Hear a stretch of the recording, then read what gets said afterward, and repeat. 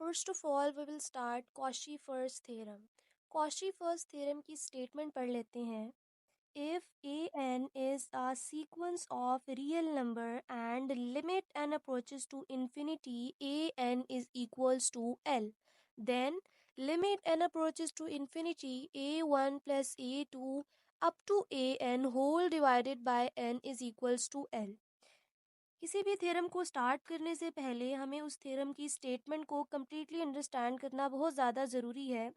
यहाँ वो कह रहा है कि ए एन हमारे पास एक रियल नंबर का सीक्वेंस है and limit N approaches to infinity A N L के इक्वल है। हमें ये चीज़ प्रूव करनी है कि limit N approaches to infinity a1 plus a2 up to an whole divided by n l के इक्वल है। तो हम इस थ्योरम को स्टार्ट करते हैं। सबसे पहले क्योंकि हमारे पास an एक रियल नंबर का सीक्वेंस है, इसीलिए हमने an is equals to l plus bn एक सीक्वेंस कंसिडर कर लिया है। इसके बाद हमने क्या किया, दोनों साइड्स पर लिमिट अप्लाई कर दी। Limit N approaches to infinity, limit N approaches to infinity. Limit apply करने के बाद ये चीज़ हमारे पास गिवन थी कि ये l के इक्वल है, हमें इसको l पुट कर दिया। इस तरफ ये l कांस्टेंट था, बाहर आ गया, इसके ऊपर लिमिट अप्लाई नहीं हो रही, सिर्फ सीक्वेंसेस पर लिमिट अप्लाई हो रही है, plus limit N approaches to infinity bn। इसके बाद हमने क्या किया कि ये वाला l इस तरफ ले आए, l माइनस एल, और ये limit n approaches to infinity bn zero के इक्वल हो गया क्योंकि ये एक दूसरे को कैंसिल कर देते हैं। नेक्स्ट हमारे पास limit n approaches to infinity bn zero के इक्वल हो गया। अगर किसी भी सीक्वेंस की लिमिट एग्जिस्ट कर रही हो और वो लिमिट ऑब्वियसली हमारे पास ज़ीरो है तो वो कन्वर्जेंट होता है। bn ये जो सीक्वेंस है, ये सीक्वेंस हमारे पास कन्वर्जेंट होगा। अब ये सीक्वेंस हमारे पास कन्वर्जेंट क्यों है, ये हमारे पास बाय डेफिनेशन, कन्वर्जेंस की जो डेफिनेशन है हमारे पास, ये डेफिनेशन मैंने शो की है कि अगर एप्सिलॉन ग्रेटर देन ज़ीरो है और एक्स एन माइनस एल यानी जो भी लिमिट है जो हमारे पास यहाँ ज़ीरो आई है वो less than epsilon by to होनी चाहिए। ये सारी उसकी डेफिनेशन मैंने साइड पर लिख दी है, अभी मैं इसको अप्लाई कर रही हूँ। bn हमारे पास क्योंकि एक कन्वर्जेंट सीक्वेंस है, दैट्स वाई हमने उसको लिख दिया क्योंकि उसकी लिमिट एग्जिस्ट कर रही है और वो ज़ीरो है। अब कन्वर्जेंस की उसके ऊपर डेफिनेशन अप्लाई की कि for every epsilon greater than zero there exist m belongs to natural number. ये आपकी मर्जी होती है, आप कुछ भी ले सकते हैं, आप t belongs to natural number, r belongs to natural number, कुछ भी ले सकते हैं। बट फिर आपने ध्यान ये रखना है कि यहाँ अगर आपने r लिया है तो n ग्रेटर देन r होगा, ठीक है। For every epsilon greater than zero there exist m belongs to natural number such that bn is less than epsilon by two, ये डेफिनेशन अप्लाई की है। देन हम साइड पे लिखते हैं कि फॉर ऑल n, ये वाला जो सीक्वेंस में चीज़ होती है n, ये ग्रेटर होगा इस m से। अब हमारे पास हमने जब इसके ऊपर डेफिनेशन अप्लाई कर दी कन्वर्जेंस की, अब ये सीक्वेंस कन्वर्जेंट हो गया। मोनोटोन कन्वर्जेंस थ्योरम क्या कहता है कि a monotone sequence of real number is convergent if and only if it is bounded. यानी कोई भी सीक्वेंस अगर कन्वर्जेंट है तो वो बाउंडेड होगा, अगर वो बाउंडेड है तो वो कन्वर्जेंट होगा। अब हमारे पास यहाँ जो सीक्वेंस गिवन था वो कन्वर्जेंट था, इट मीन कि हमारे पास ये बी एन सीक्वेंस बाउंडेड बी है। सो हमारे पास मोनोटोन कन्वर्जेंस थ्योरम के अकॉर्डिंगली बी एन बाउंडेड हो गया। अगर बी एन बाउंडेड है तो बाउंडेड की डेफिनेशन अप्लाई की, बी एन का मॉड लेस देन के। कोई भी चीज़ बाउंडेड, कोई भी सीक्वेंस कह लें कि बाउंडेड हो, तो उसके लिए हम इस तरह से कहते हैं कि B N is less than, कोई भी कांस्टेंट हम यहाँ ले सकते हैं। ये बी एन हमारे पास एक सीक्वेंस है, ये लेस देन के हो गया और हमने इसको इक्वेशन नंबर 1 और इसको इक्वेशन नंबर 2 का नाम दे दिया। नेक्स्ट हमने क्या करना है, हमने स्टार्टिंग में कहा था कि ए एन हमारे पास एल प्लस बी एन के इक्वल होता है।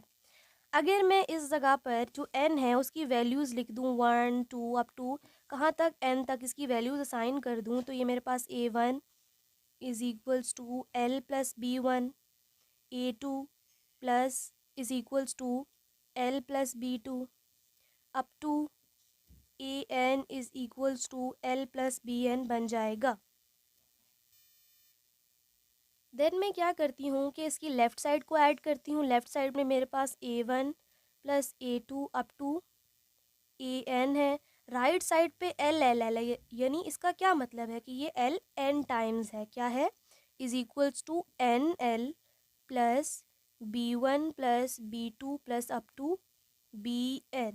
अब मैंने क्या किया, इस साइड को भी n से डिवाइड कर दिया और इस पूरी साइड को भी n से डिवाइड कर दिया। उसकी रीज़न ये है कि स्टार्टिंग में जो हमें चीज़ चाहिए, limit N approaches to infinity A1 plus A2 whole divided by किसके होगा, n के, ठीक है, यानी पूरा सीक्वेंस n से डिवाइड हो रहा है, दैट्स वाई हमने इसको यहाँ n से डिवाइड किया,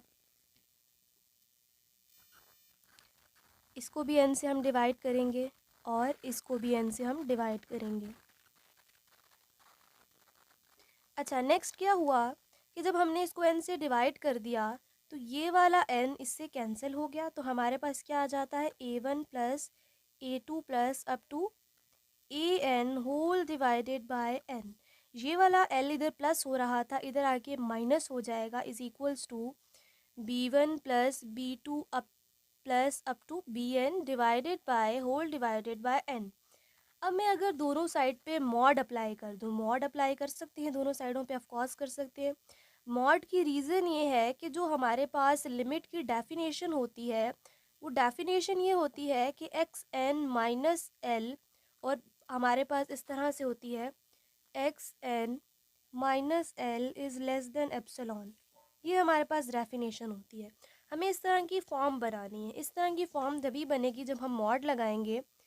थोड़ी सी फॉर्म तो बन गई है, अगर ये फॉर्म बन जाए देन हम यहाँ से कर सकते हैं कि limit N approaches to infinity X N L के इक्वल है, ठीक है।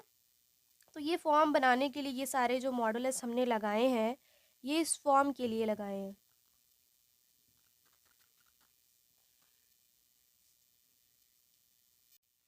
नेक्स्ट हमारे पास हमने क्या करना है, हमें ट्रायंगुलर इनइक्वालिटी का पता है। ट्रायंगुलर इनइक्वालिटी होती है कि अगर a प्लस बी हमारे पास ऐसी कोई चीज़ है तो वो क्या होती है, लेस देन इक्वल्स टू होती है a प्लस बी। ये हमारे पास क्या है, ये हमारे पास ट्रायंगुलर इनइक्वालिटी है जो यहाँ यूज़ होने वाली है।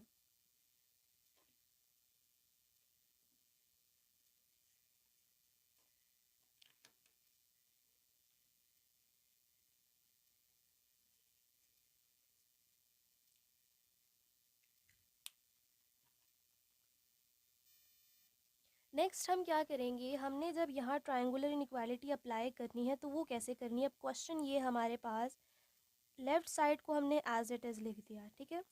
अब हमारे पास ये चीज़, अगर ये चीज़ और इस चीज़ को हम कंपेयर करें तो सिमिलरली एक जैसी है।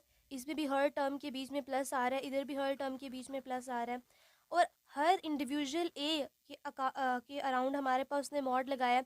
इसीलिए यहाँ हम क्या करेंगे, पहले तो लेस देन इक्वल्स टू का सिंबल लगाएंगे, फिर हर एक B1 के साथ मॉड लगाएंगे, क्योंकि ये इनइक्वालिटी इसी तरह से है, plus mod B2 plus up to mod BN, और ये जो डिवाइड में n है ये एज इट इज़ ही आ जाएगा।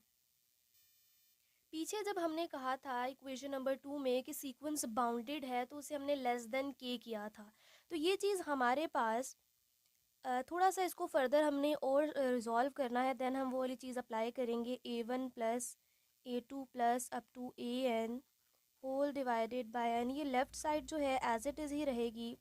हमें अब राइट साइड की फॉर्मेशन करनी है, थोड़ा सा ध्यान देने की ज़रूरत है। B1 सबस्क्रिप्ट में हमारे पास 1 है और ये n है। जब भी हमारे पास सीक्वेंस इस तरह की फॉर्म्स में होता है तो उस सीक्वेंस को हम एक्सपैंड कर सकते हैं। वो कैसे करते हैं, यहाँ हम देखेंगे कि mod of B1 plus mod of B2 plus up to हम कहाँ कर सकते हैं, BM, ठीक है। एक बीच में हमने एक m इंट्रोड्यूस कराया, ठीक है, और इसको हमने क्या कर दिया, डिवाइडेड बाय n, प्लस हमारे पास आगे क्या आ गया, BM प्लस 1, ठीक है, मॉड में, फिर क्या आ गया, प्लस BM प्लस 2 मॉड में, प्लस अप टू BN। अब ये बात मैं दोबारा से समझा देती हूँ, ये हमने कैसे किया। ये हमारे पास उसने देखो B1 से BN तक हमारे पास सीक्वेंस जा रहा है, ठीक है। अब B1 से BN तक हमें ये तो नहीं पता कि इसके बीच में और कितनी वैल्यूज़ हैं, कितनी एडिशन में है, कितनी सब्ट्रैक्शन में है, तो ये बात हमें नहीं पता। लेकिन हमें इस बात का तो नॉलेज है कि इसके अंदर बहुत सारी वैल्यूज़ हैं।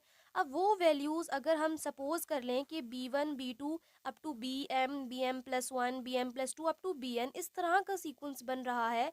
अगर हम अपने दिमाग में ये सोच लें कि हमारे पास जो चीज़ है वो इस तरह की है, 1 2 up to M M+1 M+2, फिर ये N तक जा रहा है। ये चीज़ अगर हम अपने माइंड में सोच लें, देन हम इस चीज़ को अंडरस्टैंड कर सकते हैं ईजीली।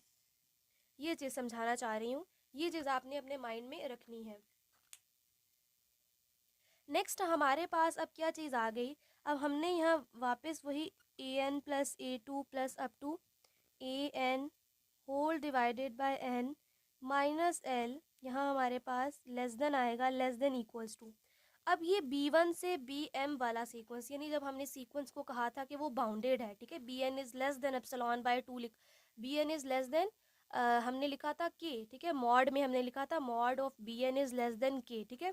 तो ये भी हमारे पास वही चीज़ आ रही है, लेकिन यहाँ M है, उससे फ़र्क नहीं पड़ता, ठीक है। तो हमने यहाँ सबसे पहले तो क्या था, वो चीज़ ये थी कि हमारे पास BN का मॉड लेस देन K, ये चीज़ थी हमारे पास। अब इस चीज़ को हमने क्या करना है, इस चीज़ को अप्लाई करना है। वो कैसे करना है कि ये पूरा सीक्वेंस है, BN का ये मतलब हुआ ना कि पूरे सीक्वेंस की वो बात कर रहा है, ठीक है। तो यहाँ हमने क्या लिख दिया, K, ठीक है। लेस देन तो ऑब्वियसली पहले ही है, K हमने लिख दिया, ठीक है। डिवाइड में हमारे पास N भी है और हमारे पास साथ M भी आएगा, क्योंकि ये इधर M है, ठीक है, यहाँ M आ जाएगा। नेक्स्ट हमने क्या करना है, नेक्स्ट हमने देखा कि M+1 M+2 up to BN, हमने क्या पढ़ा था, हमने पढ़ा था कि BN हमारे पास क्या है, लेस देन एप्सिलॉन बाय 2 है। जब हमने पीछे इक्वेशन नंबर 1 में ये चीज़ कही थी, तो ये चीज़ हमने वहाँ बोली थी। लेकिन हमारे पास इसका लिंक यहाँ है कि ये भी हमारे पास एप्सिलॉन बाय 2 है, क्योंकि ये N तक जा रही है, ये भी एप्सिलॉन बाय 2, ये भी एप्सिलॉन बाय 2, ये भी एप्सिलॉन बाय 2। तो इसका क्या मतलब है कि ये कितनी बार एप्सिलॉन बाय 2 होगा, ये हमारे पास n-m टाइम्स एप्सिलॉन बाय 2 आएगा इस पूरी वैल्यू, क्योंकि हम इसे काउंट नहीं कर सकते। दैट्स वाई हमने n-m एप्सिलॉन बाय 2 लिया। डिनोमिनेटर में पहले ही n था, तो हमने वो n ले लिया, ठीक है। अच्छा, उसके बाद हमारे पास नेक्स्ट चलते हैं हम।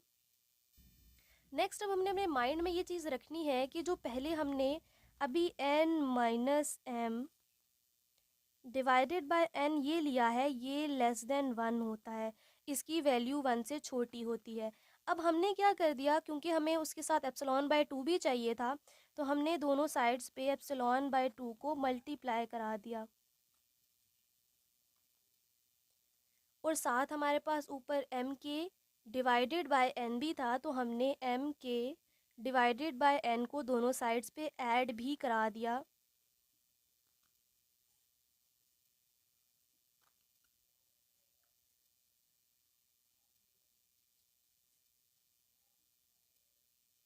ये चीज़ हमारे पास बन जाती है।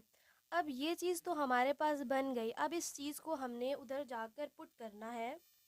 अब इसको हम पुट किस तरह से करेंगे, पुट करने के लिए हम लोगों ने सबसे पहले देखा था कि उधर हमारे पास जो चीज़ थी, पीछे अगर एक बार हम रोटेट करके देख लें, हमारे पास ये चीज़ क्या थी, ये चीज़ भी हमने बना ली और ये चीज़ भी बना ली, ये पूरी चीज़ हम लोगों ने फॉर्म कर ली हुई। इस पूरी चीज़ की जगह पर हम क्या लिखेंगे, अब इस पूरी चीज़ की जगह पर हम अब ये पूरी चीज़ की जगह पर अब हम ये लिखेंगे, यानी हमारे पास जो a1 plus a2 plus up to an whole divided by n minus l, ये पूरी चीज़ जो है ये लेस देन किसकी हो गई, m के n प्लस एप्सिलॉन बाय 2।